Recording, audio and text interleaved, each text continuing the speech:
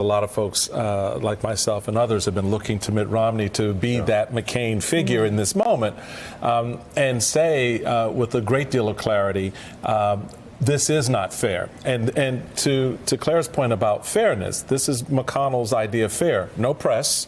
Right, basically limiting their ability to cover this inside the chamber, no witnesses and no documents.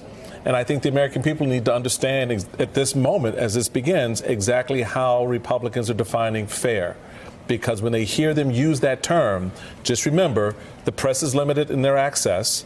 There are no witnesses that will be allowed to come and testify and corroborate on behalf of the president even the evidence. Oh, by the way, there's no evidence or documents that can be produced. That's what fairness is. I mean, that's a pretty profound point. I mean, what has the Republican Party, I mean, that's positively Russian. I mean, what is the Republican greenlighting here?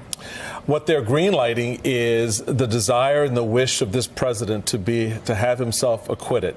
The desire and the wish of Mitch McConnell to limit this to as a short a time period as possible to protect those vulnerable Republicans. Because remember, this is not about the Constitution. This is not about the rule of law. Remember, that's what the party once stood for. Yeah. This has become a protection game.